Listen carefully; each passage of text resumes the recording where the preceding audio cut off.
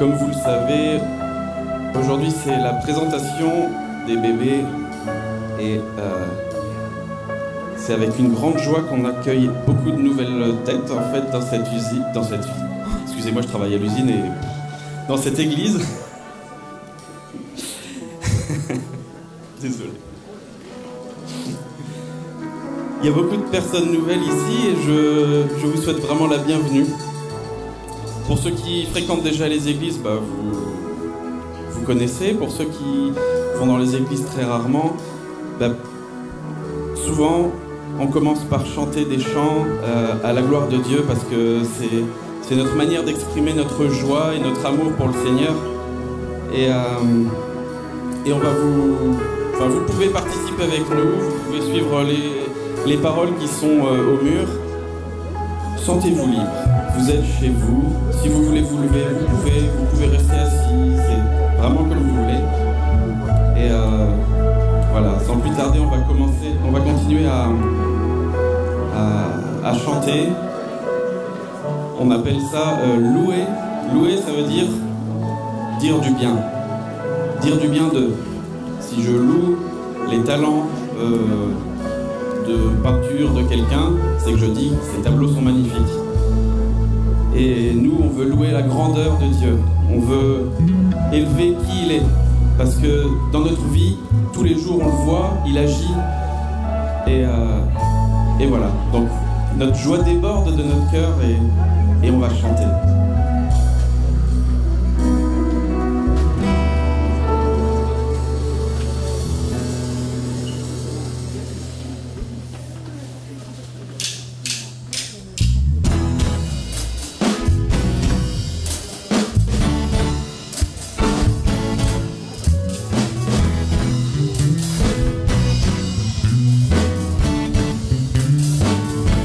Dieu, tu es bon.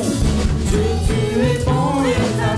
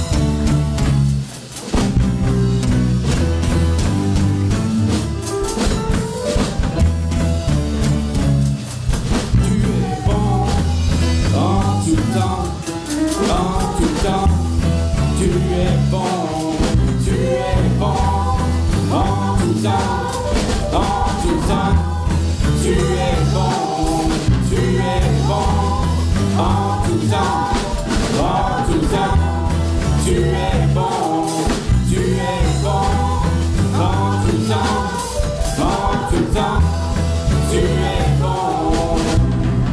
Dieu, tu es bon et ta grâce envers nous durera jamais. Dieu, tu es bon et ta grâce envers nous durera jamais. Dieu, tu es bon.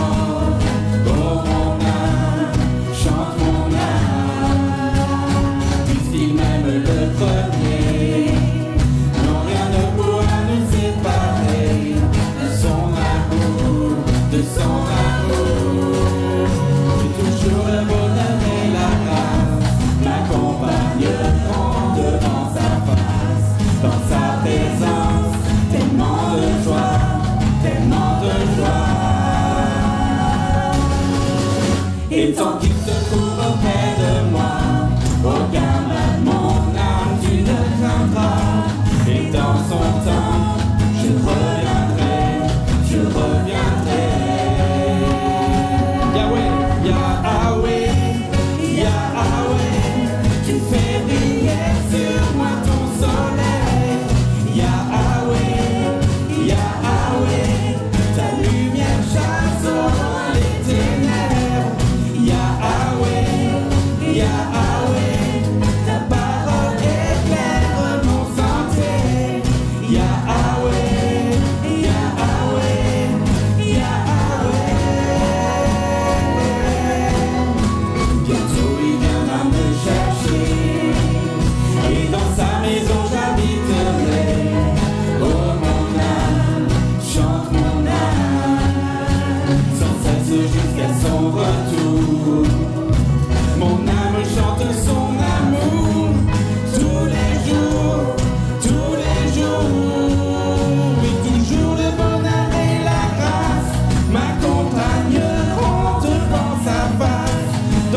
présence, tellement de joie, tellement de joie.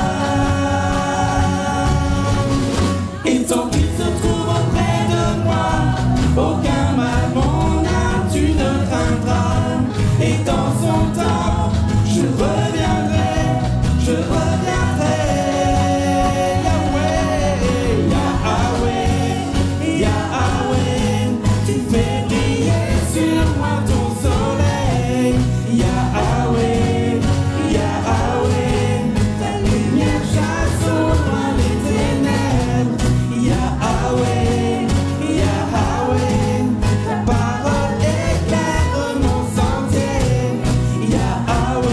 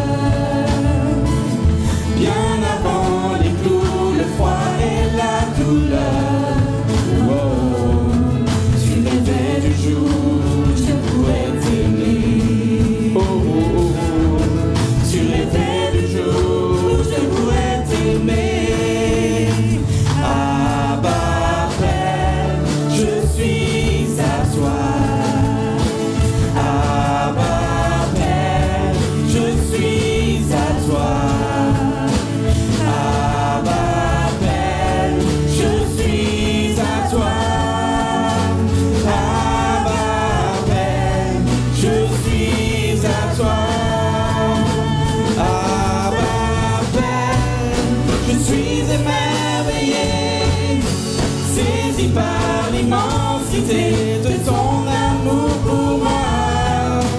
Abba, Père, si grande est ta tendresse, ton cœur est grand ouvert et je viens plonger dans tes bras.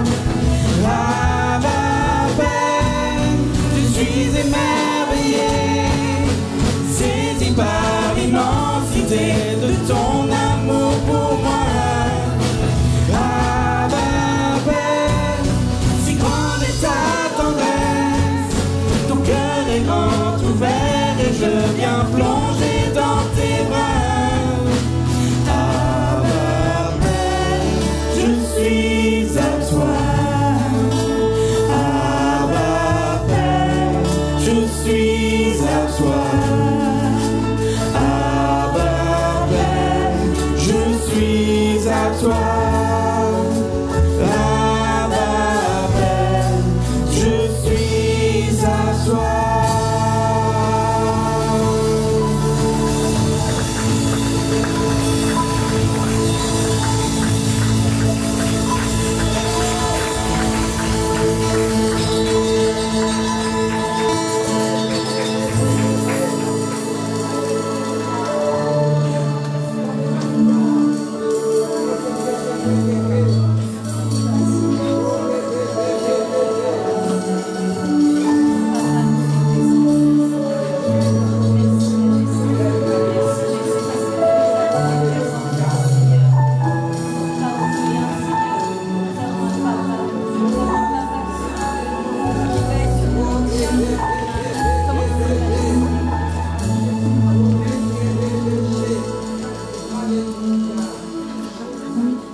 Alléluia. Ce qui signifie loué soit Dieu. Et comme nous l'avons fait, comme il nous a été dit en introduction, nous aimons dans ce lieu dire merci à notre Dieu.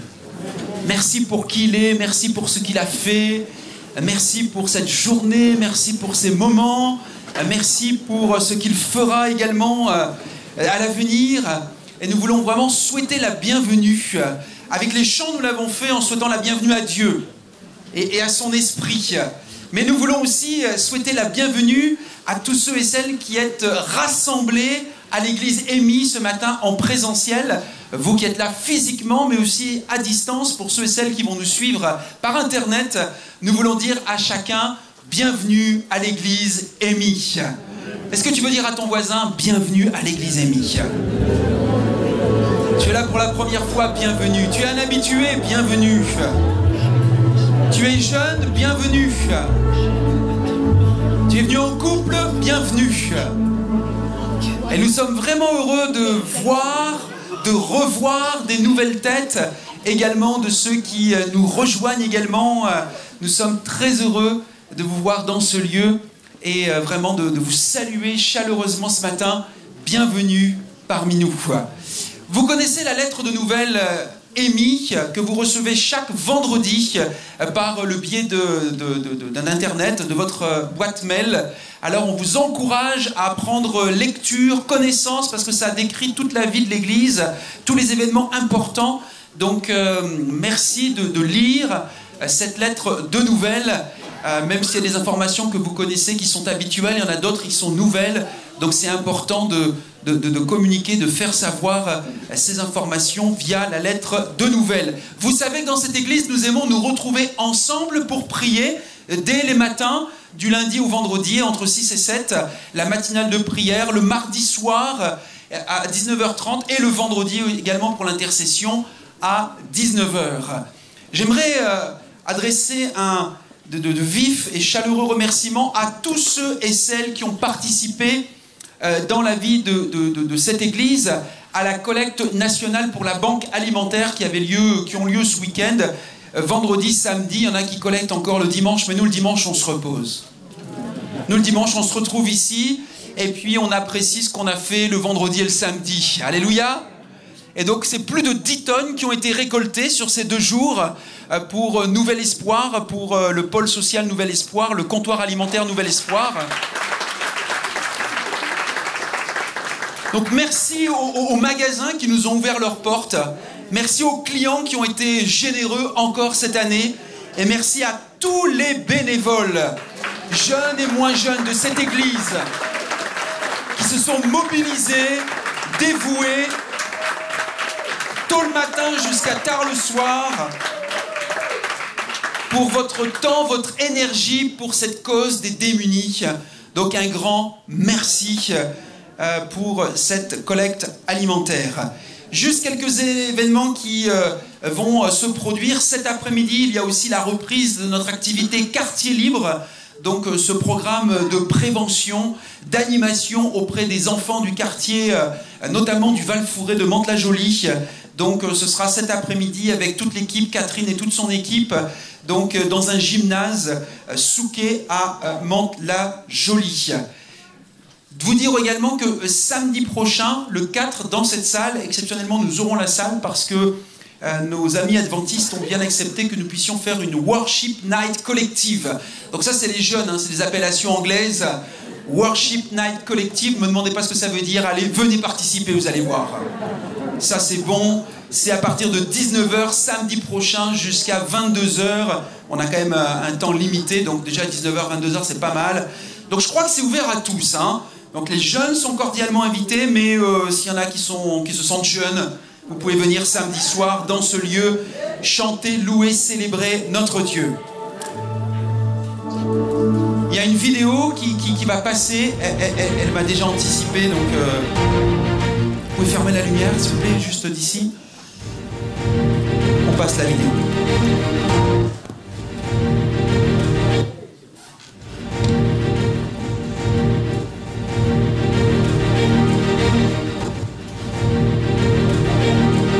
Normalement, il y a l'image avec la vidéo.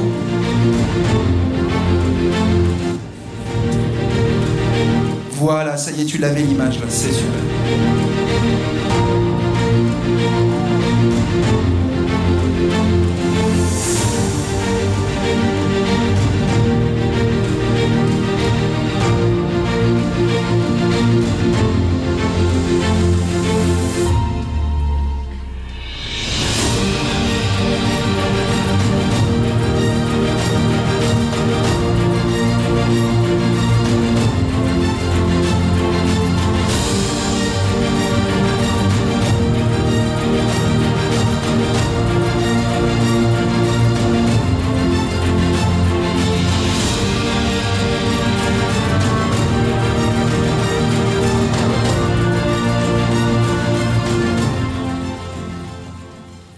Waouh! Samedi prochain, après-midi, dans ce lieu, en tout cas, à côté, pas dans cette salle, mais à côté, il va y avoir un moment particulier, une première qu'on appelle donc la journée de générosité. Il y a 25 à 30 églises qui sont inscrites pour cet événement régional, même national.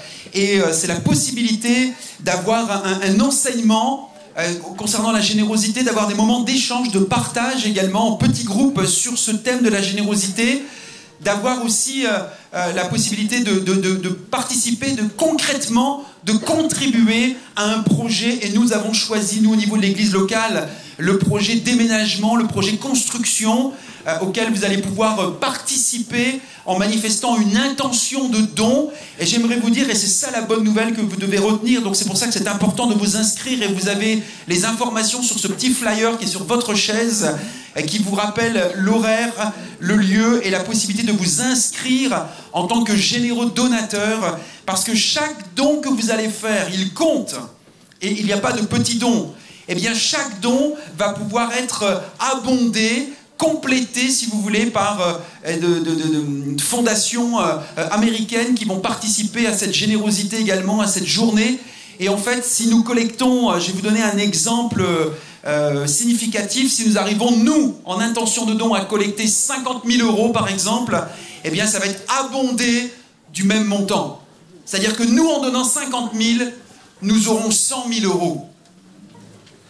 Vous ne faites pas « waouh » ?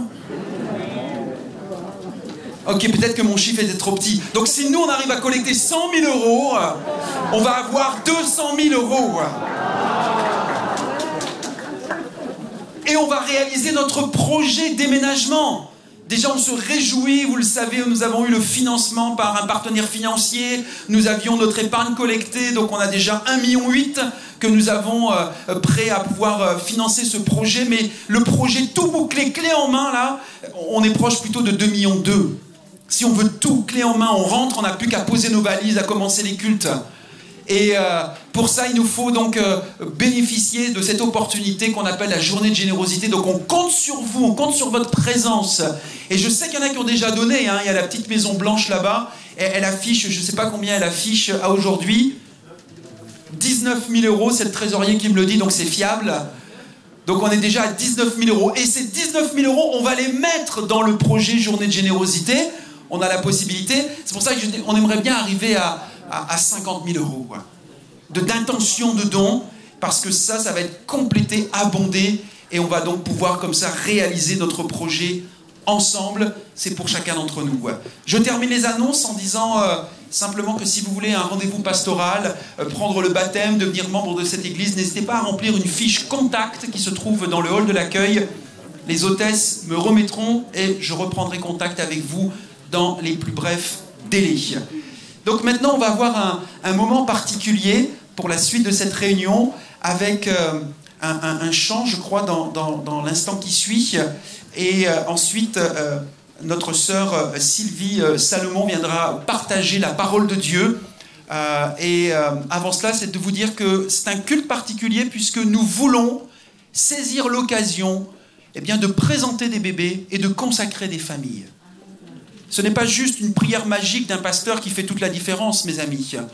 Oui, nous aimons prier dans cette église les uns pour les autres, mais c'est aussi la conviction de ce que les parents considèrent être une bénédiction pour leur enfant, d'être eux-mêmes consacrés au Seigneur. Et c'est ça qui fait toute la différence. Et nous aimons mettre cela en avant dans cette église. C'est pour ça qu'on a un culte particulier qui s'appelle Présentation bébé, consécration famille.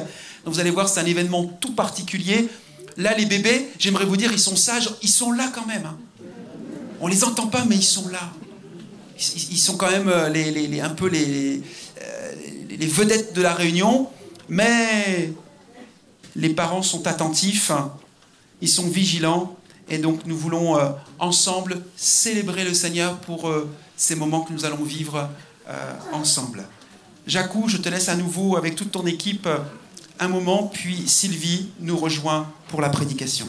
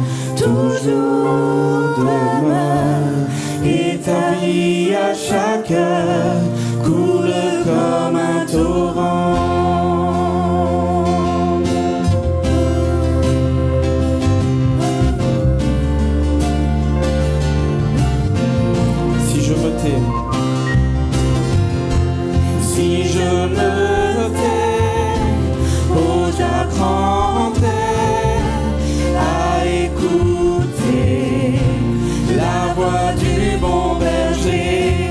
Quand je l'entends, oh je comprends qu'il a payé pour ma liberté. Quand je t'ouvre mon cœur, je te vois Seigneur. Quand je t'ouvre mon cœur, je t'entends me parler. Et ta loi dans mon cœur toujours demeure. Et ta vie à chaque heure coule comme un torrent. Quand je t'ouvre mon cœur, je te vois Seigneur. Quand je t'ouvre mon cœur, je t'entends me parler. Et ta loi dans mon cœur toujours demeure. Et ta vie à chaque heure coule comme un torrent. Je te vois Seigneur. Quand je t'ouvre mon cœur, je t'entends me parler. Et ta loi dans mon cœur toujours demeure. Et ta vie à chaque heure coule comme un torrent.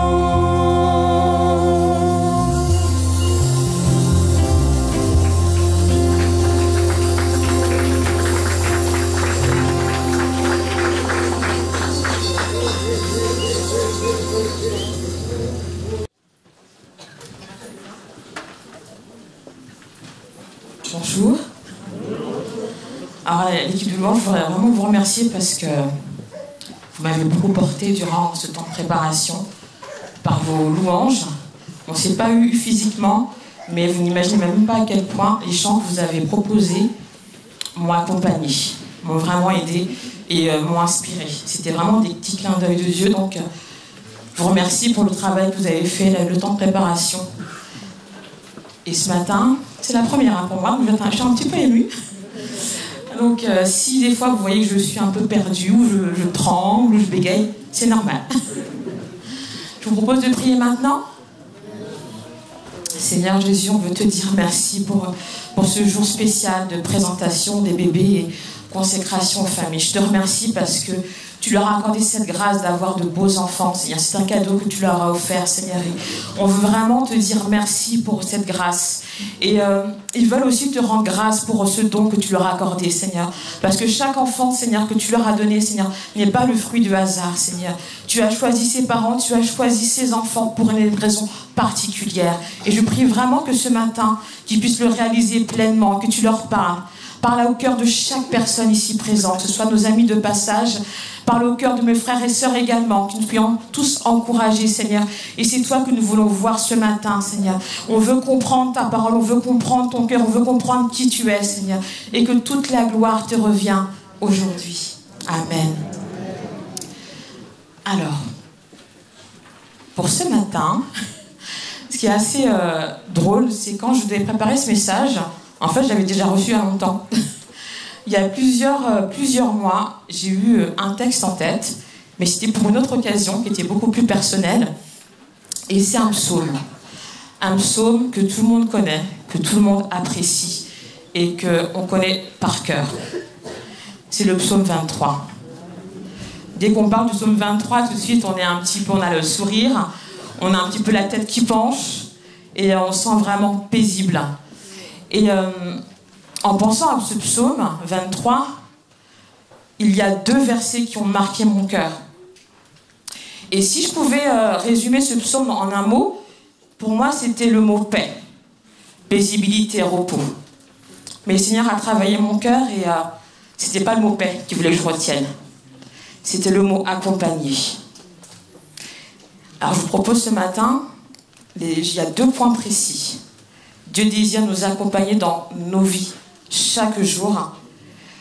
Et Dieu désire également être le berger de nos vies. C'est ce qu'on va voir ce matin. Je vous propose de lire... Ah oui, j'ai oublié de dire, comme ce matin, nous avons des enfants avec nous. Alors le visuel, ce sera uniquement pour les enfants. Voilà, j'ai essayé de penser à vous. Ma version va peut-être différer de ce que vous allez voir. C'est pas grave, c'est toujours le même esprit, de toute façon. Donc je vous propose de lire le psaume 23, ensemble. Le Seigneur est mon berger. Je ne manque de rien. Il me fait reposer dans des champs d'herbes vertes. Il me conduit au calme, près de l'eau. Il me rend des forces. Il me guide sur le bon chemin pour montrer sa gloire. Même si je traverse la sombre vallée de la mort, je n'ai peur de rien, Seigneur, car tu es avec moi. Ton bâton de berger est près de moi. Il me rassure. Tu m'offres un bon repas sous les yeux de mes ennemis. Tu verses sur ma tête de l'huile parfumée. Tu me donnes à boire en abondance. Oui, tous les jours de ma vie, ton amour m'accompagne et je suis heureux. Je reviendrai pour toujours dans la maison du Seigneur. Amen. Et je m'arrêterai sur le premier verset qui a frappé mon cœur pour ce message. C'est le verset 6. Oui, tous les jours de ma vie, ton amour m'accompagne et je suis heureux. Ça sera le premier point. Dieu désire nous accompagner chaque jour de nos vies. La plupart d'entre nous connaissons bien ce message, ce verset, et puis il est extrêmement clair à comprendre. Tous les jours de ma vie, Seigneur mon Dieu, ton amour m'accompagne. Chaque jour que tu m'accordes est un jour où tu me manifestes ton amour. Pourtant, je crois que le Seigneur ne veut pas qu'on reste en surface sur ce verset. Et il veut nous conduire plus loin, en profondeur. Et mes yeux étaient fixés constamment sur le mot « accompagner ». Et dans notre vie quotidienne, quand on regarde dans le dictionnaire, accompagner signifie se joindre à quelqu'un pour aller là où il va. Il va en même temps, il y a une idée de mouvement, de marche. L'accompagnateur marche de pair avec celui qu'il a décidé d'accompagner. Si celui-ci bouge, l'accompagnateur en fera de même. Il le suit. En fait, accompagner, c'est apporter une compagnie, une présence chaleureuse. Mais dans un sens un peu plus large, accompagner, c'est aussi conduire, mener, guider, montrer le chemin. Il y a aussi cette idée d'escorter quelqu'un, de protéger. Cette fois-ci, l'accompagnateur n'est pas cantonné à un rôle passif. Il dirait même qu'il endosse en quelque sorte le rôle de leader. Il n'est plus seulement à côté de son compagnon, offrant sa présence, il endosse le rôle de guide, de conseiller, même de garde du corps. Dans le monde médical, accompagner, c'est entourer, soutenir moralement et physiquement un malade, en lui apportant du réconfort. Et en matière sociale, il y a encore une autre facette. Accompagner, c'est permettre à la personne de bénéficier d'une réelle, véritable attention, d'un intérêt authentique. C'est l'aider à se réaliser, à s'épanouir et à ne pas se déshumaniser. Vous voyez qu'avec un simple mot, accompagner, on a différents sens. Se joindre à quelqu'un, se servir de guide, d'accompagnateur à un groupe ou une personne, mener, conduire, escorter, entourer, soutenir. Et dans ce psaume 23, quand on le lit tout en entier, le verbe accompagner n'apparaît qu'à la fin du verset. Mais je crois qu'en fin de compte, il apparaît tout le long du psaume 23. Et personnellement, moi, j'aurais écrit de cette façon le psaume 23. Dieu m'accompagne de sa provision dans mes finances. Dieu m'accompagne de forces nouvelles dans ma vie de chaque jour. Il m'accompagne sur le bon chemin pour me montrer sa gloire. Il m'accompagne dans les moments les plus sombres de ma vie, quand je traverse les vallées de l'ombre de la mort. Il m'accompagne lorsque j'ai peur. Il m'accompagne de sa grâce. Il m'accompagne de sa protection. Il m'accompagne de son amour. Et si je pouvais apporter une appréciation personnelle à ce mot « accompagner », j'y verrais deux façons. Le premier sens, ce serait un sens péjoratif, négatif, dans le sens où, quand on accompagne, finalement, on apporte juste sa présence. Il n'y a rien qui se dégage de plus. Je vais avec une amie, je vais au marché, je l'accompagne. Il n'y a rien de compliqué. Ça ne demande aucun effort, à part de marcher. Dans un sens positif, l'accompagnant serait davantage investi, avec une prise d'initiative. Il est force de proposition, force d'anticipation. Je dirais même qu'il a un leadership. C'est un élément moteur sur qui on peut compter, un acteur, et qui impulse quelque chose.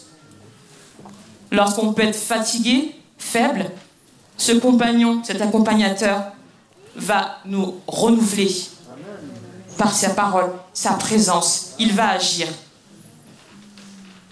Personnellement, je retiendrai cette dernière version, ce dernier sens, lorsque j'associe Dieu au mot accompagner. Il ne se limite pas à un accompagnement physique, où il manifeste sa présence, mais il nous accompagne d'une autre manière. Nous avons un Dieu, un Père Céleste qui propose un accompagnement global, qui touche toutes les sphères de nos vies, émotionnelles, intellectuelles, financières, familiales, amicales. Un accompagnement impliquant tout son être. Quand Dieu nous accompagne, il est compatissant, son cœur est meurtri avec nous. Et il est juste à côté de nous. Quand on a mal, il a mal aussi. Et il va nous soutenir. C'est un accompagnement divin, qui est complètement hors de notre portée, de notre compréhension. Quand Dieu accompagne une personne, il le fait avec une réelle compassion, un réel intérêt, sans arrière-pensée d'un éventuel retour. Il accompagne parce qu'il est amour et qu'il nous aime. Il ne restera pas inactif dans nos vies. Dieu est à l'œuvre. Il est présent, il est actif. Quand on relit encore ce psaume 23, on apprend, il nous fait reposer dans des champs d'herbes vertes. Il nous conduit au calme près de l'eau. Il nous rend des forces. Il nous guide sur le bon chemin pour montrer sa gloire. Il est avec nous. Son bâton de berger est près de nous. Il nous rassure. Il offre un bon repas. Il verse sur nos têtes de l'huile parfumée. Il donne à boire. Vous voyez que juste un mot amène. Un mot, c'est un verbe en plus. Donc un verbe signifie une action. Dieu n'est pas simplement à côté de nous, il est à l'œuvre. Donc ne le limitons pas à simple présence, à des moments précis, à des moments ponctuels, mais tout le temps. Quand les difficultés sonnent à notre porte, généralement nous avons ce réflexe de nous sentir seuls. Mais il est juste là à nos côtés. Et dans nos tempêtes, reconnaissons-le, nous nous empressons d'incriminer Dieu. Parfois le poing levé, avec la colère dans nos cœurs. Que fais-tu, Seigneur? Pourquoi cela m'est-il arrivé? Pourquoi l'as-tu permis? Où es-tu? Au lieu de cela, pourquoi ne pas lui dire, Seigneur, accompagne-moi dans ce que je vis. Je ne sais pas quoi faire, j'ai mal, j'en peux plus, je n'ai plus de force. Accompagne-moi. Et rappelons à nos cœurs, oui, toute ma vie, ta bonté et ton amour m'accompagneront. Et je pourrai retourner au temple de l'Éternel, tant que je vivrai.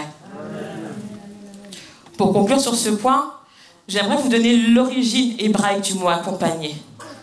Il s'agit du mot radaf. Je vais peut-être pas le prononcer, mais c'est pas grave. Il signifie être derrière, suivre, poursuivre, courir après ardemment.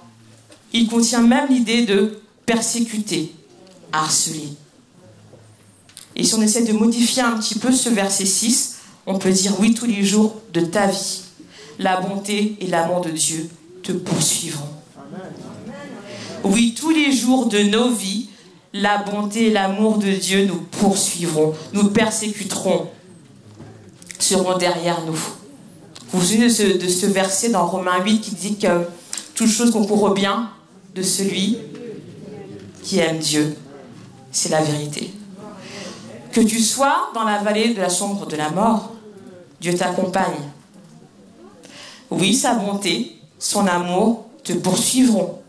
Dieu te bénira, même si tu es oppressé, même si tu croules sur les difficultés, que tu es fatigué. Sa grâce se déversera sur toi. Son huile, son onction parfumée se déversera sur ta tête, sur ta vie, tes enfants, là où tu es.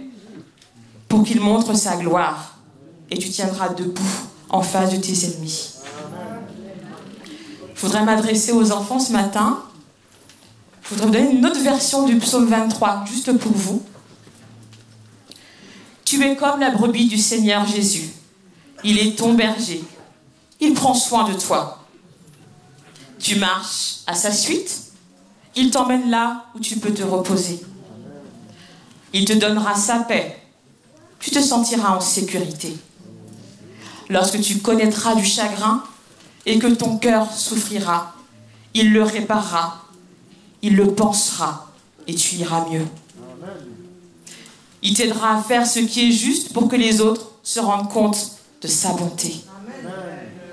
Alors même si tu te perdais dans le noir, que tu te sens seul et que tu as peur, tu ne seras pas effrayé, car il sera avec toi. Il sera là pour te protéger, comme le berger protège sa brebis. Il te protégera de ceux qui te veulent du mal. Jésus, tu me rempliras tellement de ton amour que ça débordera. Il sera toujours là pour te prendre dans ses bras. Sa bonté et son amour seront toujours là près de toi pour que tu sois heureuse, heureux, toute ta vie. Alors tu pourras vivre avec le Seigneur et le Seigneur avec toi, ici-bas et pour toujours dans l'éternité, dans sa maison. Amen. C'est beau, hein? Et je voudrais vraiment encourager nos amis de passage ce matin. Parfois, nous avons une image qui est complètement faussée de Dieu. On a des croyances qui nous empêchent de le voir comme il est réellement. Un Dieu qui est bon, un Dieu qui agit, un Dieu qui est réel. Et ça, on le voit, on l'a vu dans ce psaume avec David. C'est un homme tout simple, comme vous et moi. Et dans ce psaume, David nous a présenté son Dieu, avec qui il partageait une intimité. Et il ne l'a pas dit comme ça. Chaque mot avait un poids. Et je voudrais vraiment vous encourager à ouvrir vos cœurs et vous laisser convaincre que Dieu existe, il est réel, il est une personne qui entend vos cœurs, qui vous voit et qui vous appelle ce matin. Pour finir ce grand point, je voudrais vous encourager à relire ce verset de ce psaume 23. Confessez avec foi et conviction cette parole. Oui, la bonté, la fidélité de Dieu ne seront pas limitées. Elles ne seront pas dans leur terme. Elles ne connaîtront jamais de fin. Dieu ne fera pas de juste apparition ponctuelle dans vos vies en dispensant quelques grâces comme ici et là. C'est un vrai déferlement de sa bonté, de son amour qu'il vous propose. C'est un accompagnement global qu'il vous donne dans chaque domaine de vos vies. Réalisons pleinement que cette grâce, il désire nous l'offrir gratuitement. C'est bien plus que sa présence quotidienne, c'est aussi la promesse de savoir qu'il va agir et qu'il est à l'œuvre et qu'il intervient dans vos vies, dans vos situations, quelle que soit la situation où vous en êtes. Le Dieu de David n'est pas un Dieu impassible, lointain, désintéressé de l'homme et de ce qu'il vit. L'Éternel, comme le désigne David, est bien réel, une personne. Et David a essayé de nous le dépeindre, de dresser un portrait sur son Dieu, l'Éternel. C'est ce qu'on verra dans le second point. Dieu désire être le berger de nos vies. Et bien sûr, le verset clé, l'Éternel est mon berger. C'est une belle déclaration, hein? C'est une phrase courte, claire, tout le monde comprend. Et comme je vous l'avais dit, cette phrase, elle est empreinte de maturité. David ne l'a pas dit à la légère. S'il l'a dit, c'est qu'il était convaincu. C'est une affirmation. L'Éternel est mon berger. Point. Il n'y a pas d'hésitation, aucun doute. Et on sent que c'est le fruit d'un cheminement de pensée, le fruit d'expérience qu'il a vécu lui-même avec Dieu. Et moi, ce qui m'a surpris, c'est que je me suis rappelé que David dit que l'Éternel est mon berger, mais David était lui-même berger. Et c'est comme s'il voulait nous aider à rentrer pleinement dans la définition de notre Dieu, d'avoir un portrait. Et pour lui, le plus simple pour décrire Dieu, c'était de prendre cette image de berger. Et d'ailleurs, cette image de berger, elle était plutôt courante à l'époque. Et elle a vraiment une portée très, très forte, très symbolique. Et Dieu lui-même a utilisé cette notion de berger. Comprendre le rôle de berger, c'est comprendre qui est Dieu finalement. Si on se penche un peu sur David, pour rappel, David était lui-même berger, le petit dernier de la famille, qui avait la charge du troupeau de son père. C'est une fonction qui était des plus ordinaires à l'époque de l'Ancien Testament. Ce métier était bien connu. On disait qu'il y avait une très très grande proximité entre le berger et ses brebis. Il y avait un lien très fort qui les unissait. À chacune, il leur donnait un nom. Et chacune d'elles le reconnaissait. Elles l'entendaient et au son de sa voix, elles allaient vers lui. La vie de berger était rude à l'époque. C'est un travailleur très courageux qui avait pour mission de trouver de l'herbe, de l'eau dans un pays qui était très aride et pierreux. Ce n'était pas un métier facile. Il devait aussi assurer la protection des animaux, son troupeau. Alors son troupeau pouvait être composé de moutons, de brebis, d'agneaux et de chèvres. Et il les protégeait aussi des intempéries, des multiples prédateurs, et des voleurs aussi. Il avait aussi ce cœur de rassembler toutes celles qui étaient perdues. Il les connaissait toutes, il leur connaissait le nombre, il se préoccupait d'elles. Donc lorsqu'il voyait qu'une était partie, une ou plusieurs, il faisait en sorte de les ramener. En fait, on peut résumer son rôle en 4 points essentiels, en 4 tâches. Conduire son peuple, son cheptel, vers les meilleurs pâturages, protéger ses brebis, ses bêtes contre tout danger, rassembler son troupeau s'il était dispersé au son de sa voix, et soigner les animaux faibles et malades. Et quand on lit encore ce psaume 23, on voit qu'il y a une similitude entre les activités d'un berger et les activités de Dieu. Et David, il met en lumière le cœur de Dieu finalement, quand on se penche plus précisément là-dedans.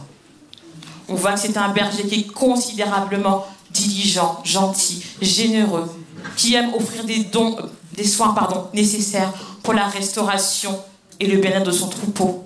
Il les nourrit, il pense à eux, il les protège, qui est profondément soucieux de tout ce qu'elles vivent. Et j'étais aussi surprise de voir que lorsque j'ai creusé dans cette notion de berger, Dieu lui-même, Dieu le Créateur, avait déjà évoqué le nom de berger.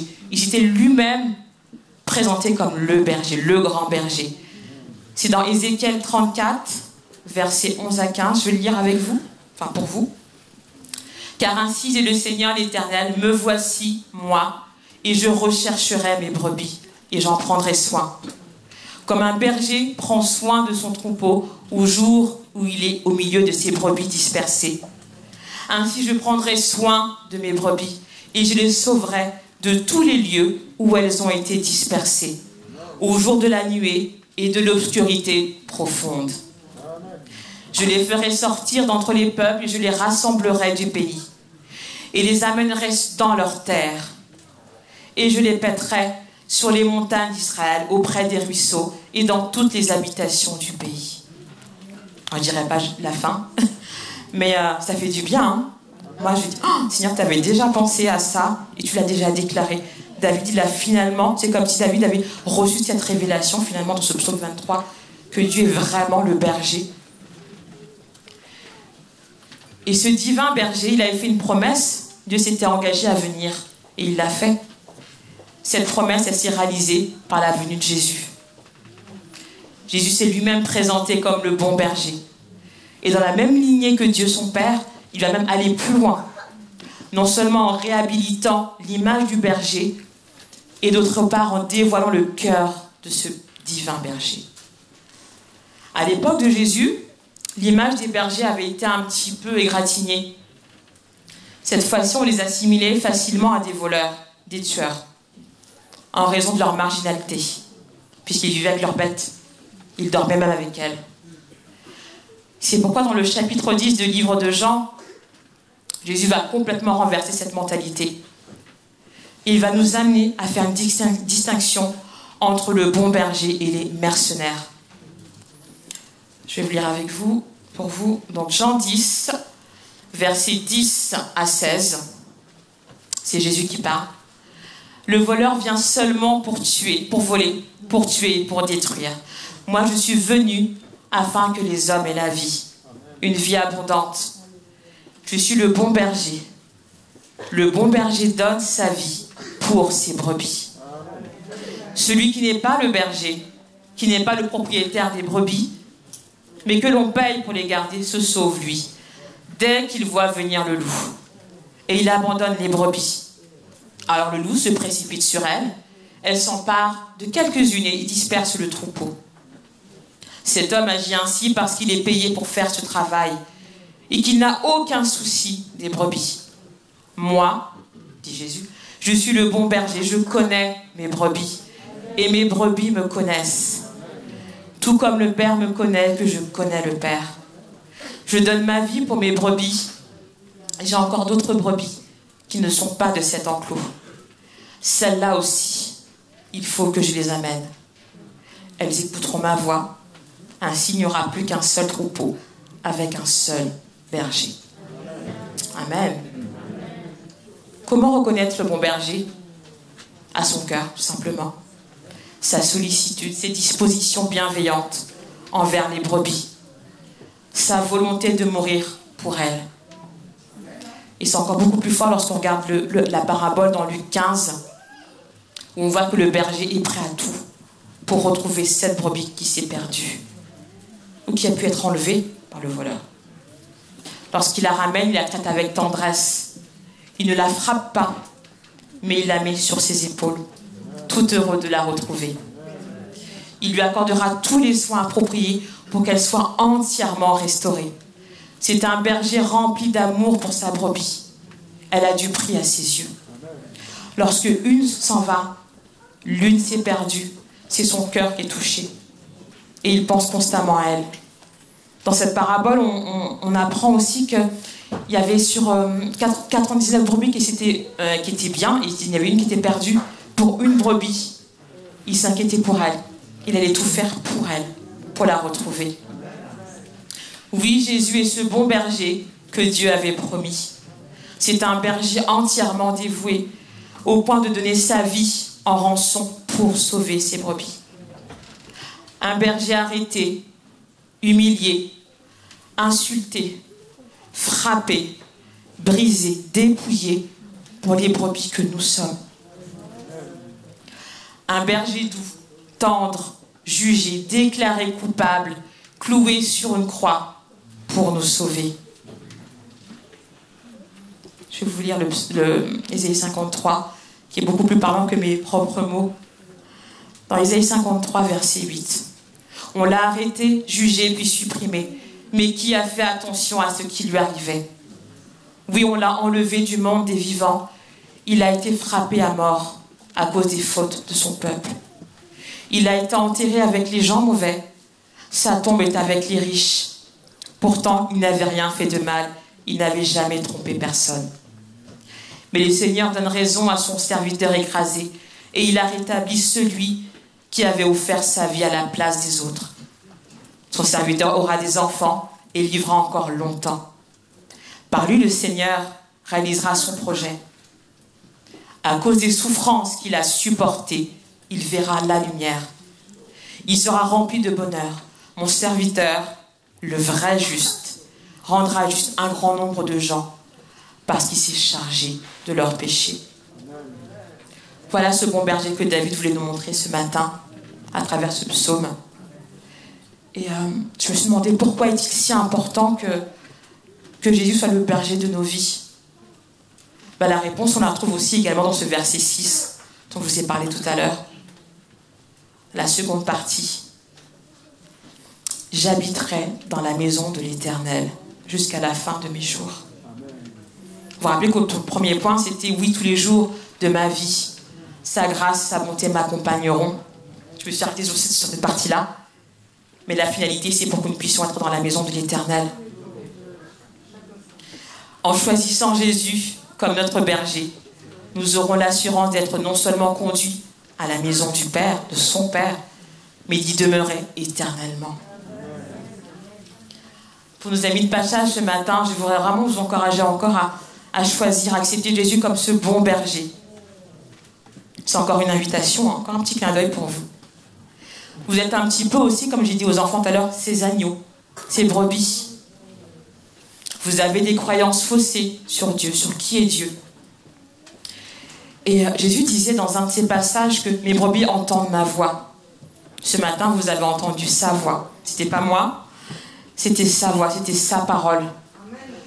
Vous avez déjà fait un pas en venant aujourd'hui, vous avez entendu sa voix. Après, c'est votre décision à vous. Il ne mettra aucune pression, mais sachez que peu importe où vous vivez, que vous l'acceptiez ou non, c'est un bon berger qui pense à vous, qui vous bénit même si vous ne le voyez pas. Regardez-le comme un Dieu rempli d'amour pour vous, bienveillant, avec un pressant désir de vous ramener dans son enclos, dans sa bergerie. Son désir est que vous le choisissiez comme berger de vos vies. Et maintenant, je m'adresse aux enfants.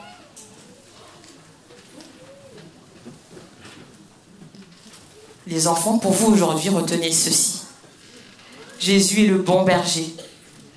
Il conduit son troupeau, en prend soin, car il aime ses brebis. Vous êtes ses brebis. Lorsqu'une brebis s'éloigne, un peu trop loin, le bon berger s'en va la chercher, car il l'aime.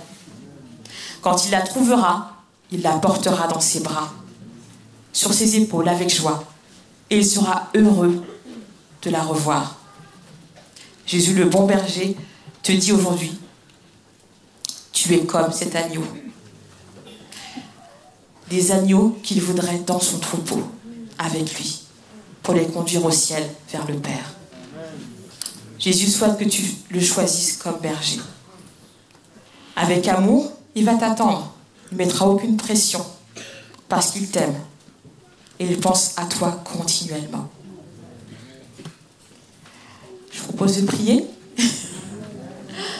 Seigneur Jésus, on veut te remercier pour ta parole de ce psaume 23.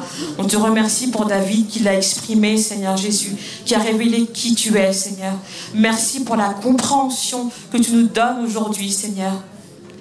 Seigneur, tu veux nous accompagner chaque jour, Seigneur Jésus. Chaque jour, ta bonté, ta grâce, nous poursuivront, Seigneur Jésus. Merci pour cette réalité. Merci pour ta divine présence. Merci pour l'amour que tu as pour chacun d'entre nous, Seigneur Jésus. On veut te demander encore, Seigneur Jésus, d'être le berger de nos vies, Seigneur. Surtout pour ceux qui ne te connaissent pas encore, Jésus. Viens te révéler comme ce Dieu qui est bon, qui est compatissant, avec ce cœur de berger qui ne cesse de penser à ses brebis éloignées de lui, Seigneur. Et merci de prendre toute la place, Seigneur Jésus. Amen. Je vais laisser la place à Cindy.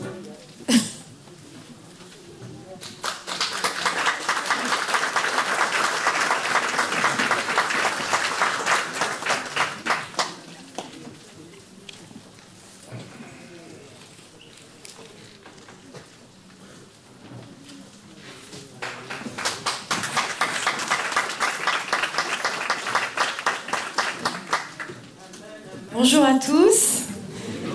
Merci Seigneur pour ce beau message. On peut encourager Sylvie, hein? Vous savez, c'est pas facile de parler devant tout ce monde et vraiment merci pour cette parole-là. Bon, il y a quelque chose de particulier aujourd'hui. On voudrait bénir les familles qui ont reçu leur petit agneau. Alors les parents, vous êtes prêts? Alors, pour Isaac, le fils de Charlène et Arnaud, on les encourage. Et on vous invite à venir devant. Pour Japhé, et pas Japheth, Japhé, le fils de Clémence et Junior, on l'encourage. On peut venir devant aussi. Allez-y.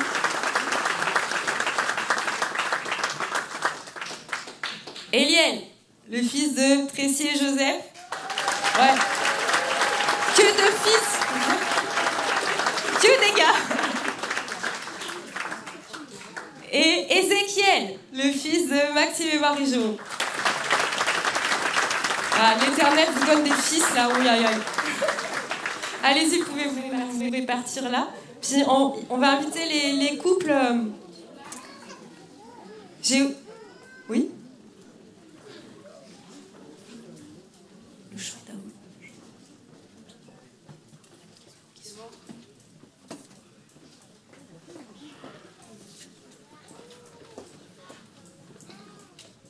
On va appeler aussi l'équipe de louanges.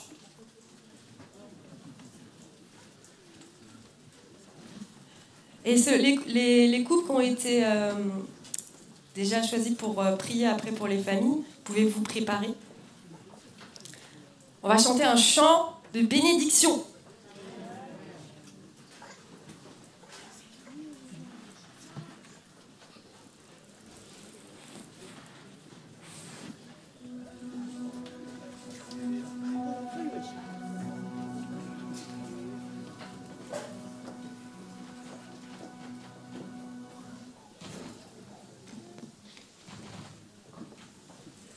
Vous pouvez regarder le couple, s'il vous plaît. Prenez ce chant vraiment d'une autre manière. Saisissez-vous de chaque parole. Que ce chant est vraiment pour vous, il est venu pour vous. Et je crois qu'il y a des clés à travers ce chant. Et que vos cœurs soient disposés et que Dieu vous révèle une autre manière de le recevoir.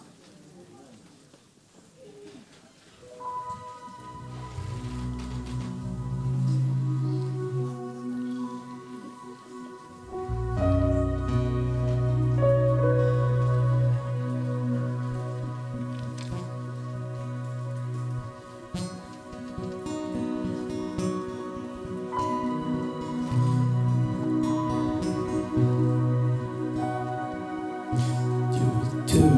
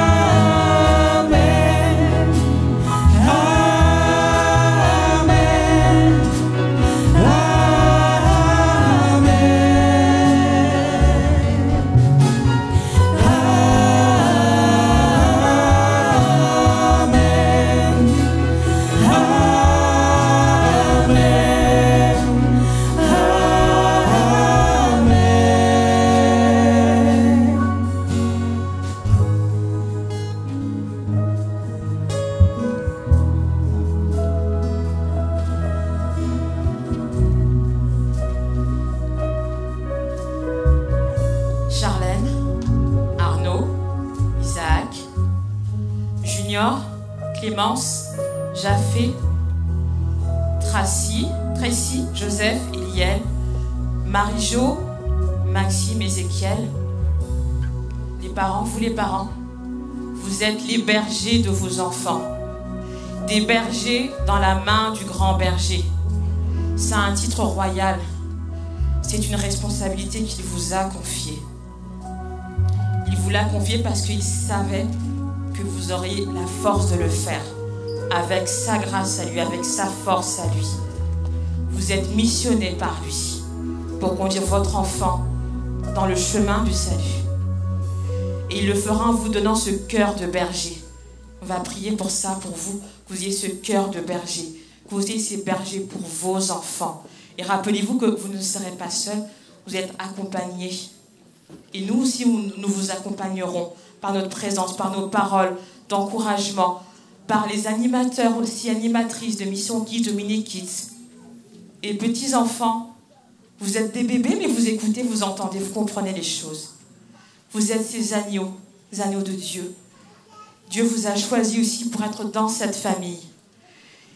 Écoutez vos parents qui sont vos bergers. Soyez à leur écoute. Mais n'oubliez pas que vous avez aussi une destinée. Vous serez à votre tour, au moment voulu par Dieu, des bergers. Là où vous placera, dans cet enclos où vous donnera la charge. On prie ensemble? Seigneur Jésus, on veut te dire merci pour ces parents qui t'ont fait confiance, Seigneur, et qui veulent te consacrer leurs enfants, Seigneur. Donc merci de les équiper, Seigneur, que tu travailles leur cœur, qu'ils voient cette charge, cette responsabilité comme quelque chose de tellement bon et de grand qui vient de toi, cette mission, ce titre royal que tu leur as donné, Seigneur. Rends-les capables, que tu les accompagnes, Seigneur, journellement, Seigneur, pour qu'ils puissent être ces bons bergers pour leurs enfants, ce bon berger avec ce cœur de berger comme toi tu l'entends, Seigneur, qu'ils sachent les protéger, Seigneur Jésus, qu'ils sachent être ces conducteurs qui vont les conduire à aller vers toi dans ta maison, Seigneur Jésus. Et lorsque le besoin se fera nécessaire, le ressentir, Seigneur, que toi tu leur montres que tu es ce grand berger, que tu vas les aider parce qu'ils sont dans ta main, toi ce grand et le plus grand des bergers, Seigneur. On veut te remercier pour ces enfants aussi, Seigneur. Merci pour leur personnalité, merci pour ce qu'ils sont, merci pour ce qu'ils vont apporter dans cette famille, Seigneur. Qu'ils soient conduits par toi et qu'ils demeurent auprès de toi, qu'ils reçoivent une révélation de qui tu es, Seigneur Jésus. Donc merci d'unir chacun de ces membres, Seigneur Jésus, et que ta grâce, ta bénédiction, ta fidélité ne cesse de les poursuivre dans le nom puissant de Jésus. Merci de les bénir, Seigneur. On veut te prier pour toutes les personnes que tu mettras sur la vie de chacun de ces enfants, de ces parents, Seigneur Jésus, afin que tu sois glorifié, Seigneur. On veut te remercier, Seigneur. Et je prie vraiment qu'ils soient des bergers comme toi tu l'entends, Seigneur. Comme tu as pu le dire à Pierre, Seigneur. Que cette parole soit pour eux, Seigneur. Prends soin de mes agneaux. Prends soin de mon agneau Marie-Jo. Prends soin de mon agneau Clémence et Junior. Prends soin de mon agneau Charlène et Arnaud. Prends soin de mon agneau Tracy et Joseph. Soyez bénis les parents.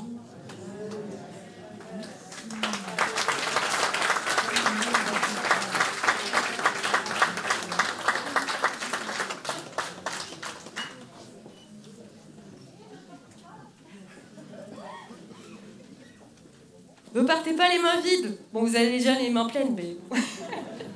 On a des petits cadeaux pour vous, de la part de l'Église, de la part de Vive la Famille, l'association cultuelle qui prend soin de la famille dans l'Église, de la part de l'association Nouvel Espoir. Soyez bénis et que toute votre famille tout entière soit bénie. Sachez que Jésus vous aime. Et nous, l'Église, nous vous aimons aussi, nous voulons vous bénir au nom de Jésus. Amen.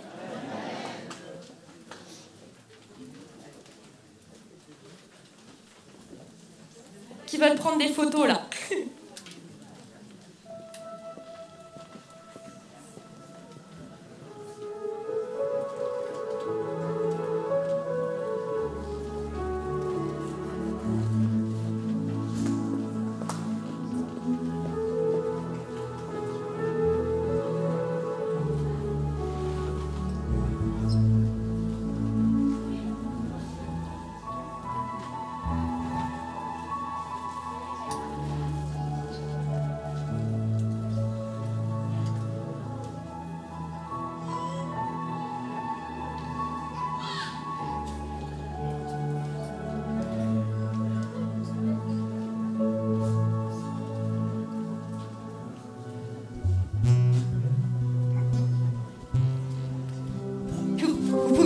rasseoir.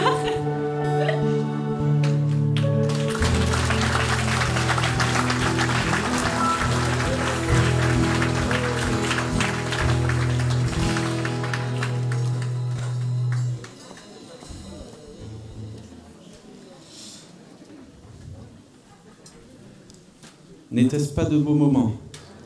Je suis sûr que plus d'un d'entre vous ont une petite larme qui s'est arrachée au moment des petits films là. Ça ramène des souvenirs, tous ces petits bébés souriants. On va terminer par un chant, le premier chant qu'on a pris tout à l'heure, un chant dynamique. Marie-Claire me fait des signes, mais je ne parle pas le langage des signes. Je pense qu'elle veut dire qu'il y a des Nouveaux Testaments, des... Viens Marie-Claire, sinon c'est...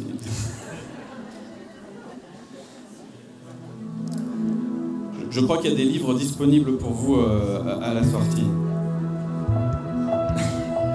Est-ce qu'on se réjouit avec Dieu, tu es bon? Vous êtes prêts?